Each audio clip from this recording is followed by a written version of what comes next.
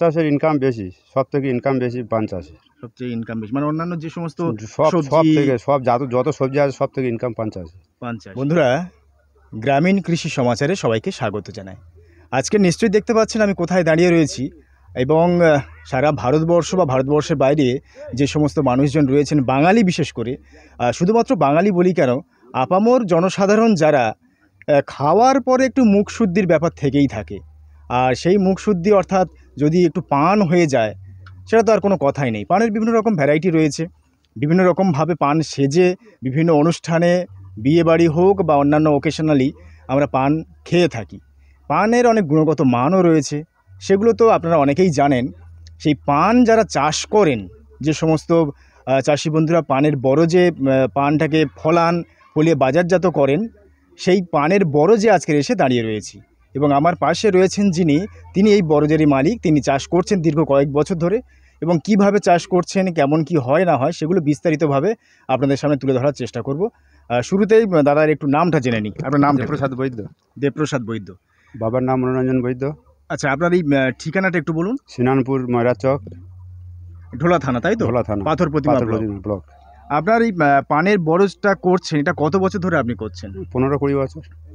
এটা কি এর আগে কি আপনাদের বাবা বা ওনারা করতেন? বাবা ঠাকুরদা সব করতেন। তা হঠাৎ এই পান চাষের প্রতি আপনারা আগ্রহী হলেন কেন?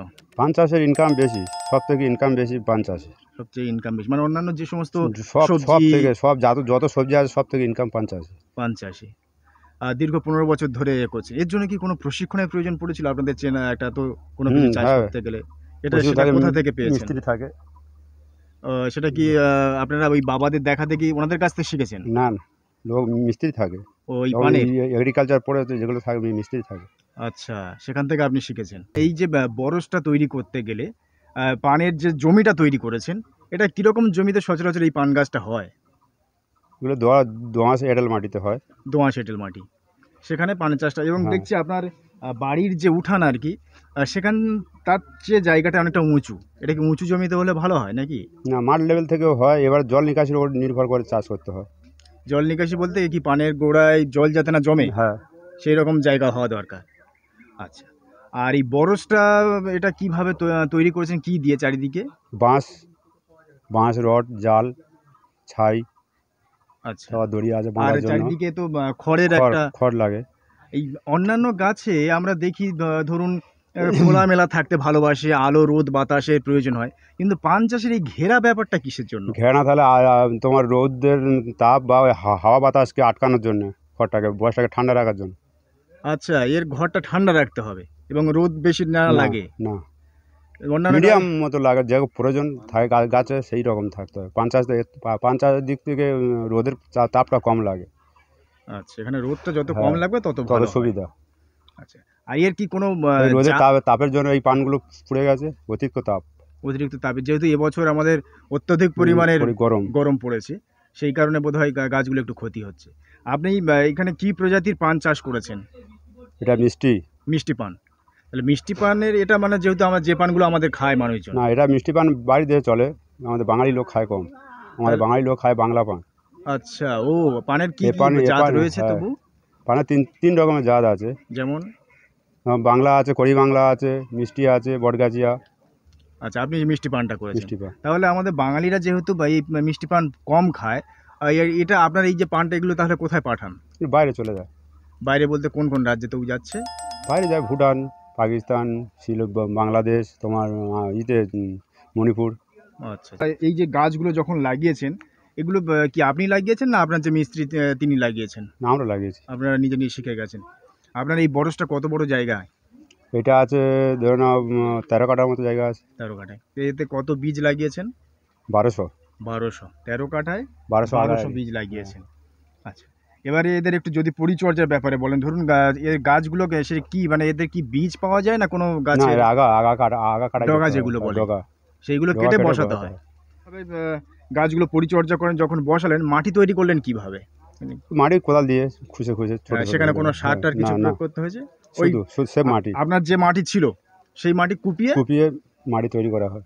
আচ্ছা, তৈরি করে এবং ডগাগুলো পুঁতে দিলেন। ডগাগুলো মাটিকে সাঁদায় ফেলে সাইজ করে দেওয়া হয়। আর ওর উপরে সার চলবে। ওর উপরে কি সার প্রয়োগ করেন আপনারা? খোল, জৈব। জৈব অনুখাদ্য, সার। হ্যাঁ, কেননা 10-26, যেহেতু মিষ্টি পান এর তো জৈব সারের উপরেই বেশি নির্ভরশীল। হ্যাঁ, কেন জৈব রাসায়নিক প্রচুর প্রয়োগ পরিমাণে করলে আছে, রাসায়নিক কম, রাসায়নিক কম। জৈব পরিমাণ প্রচুর। জৈব কি কি সার তো দেন? খোল, গোবর, হুম। বিভিন্ন রকম খোল তৈরি করা হয়, ও বাড়িতে তৈরি করেন? বাহ। বিভিন্ন মিক্সচার করে তৈরি করা হয়। আচ্ছা। আর এর জলের প্রয়োজন কীরকম?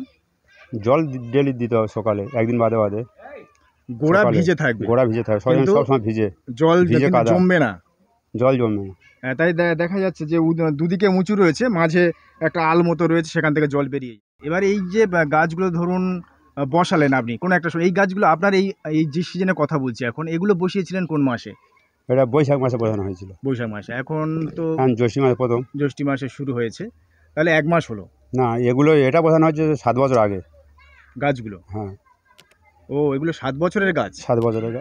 7 বছর আগে যে গাছ বসিয়েছিলেন সেই গাছ সেই গাছ এখনো হচ্ছে, হ্যাঁ। মানে পাতা তুলছেন? এর ভেজ করতে হবে, লাভাতে হবে, এই গাছ লেবে যাবে, এতটা হাইট হবে, হুম। লেবে যাবে, আবার এই গাছ বাড়বে, আবার লাগানো হবে, মাটি আচ্ছা, দেওয়া হবে। আরেকটা জায়গায় দেখেছিলাম এই যে আপনার পানের গাছগুলো এরকম গোল গোল করে বাকি এক জায়গায় বেঁধে রাখে। এই আমাদের ভেজ হবে, আমাদের হবে, এটাকে ভেজ হবে। আচ্ছা, ওটাকে ভেজ বলে। হুম।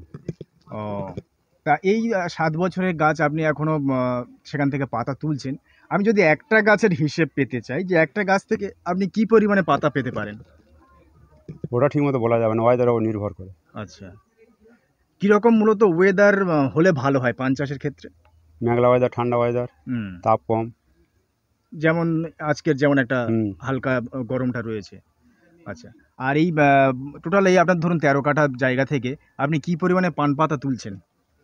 13 কাঠা জায়গা থেকে, হিসাবে বা হ্যাঁ, এরকম 13 কাঠা জায়গা থেকে এখন 260, 70, 80 করে গোছ যায়, 300 গেলে 50টা করে গোছ ধরে।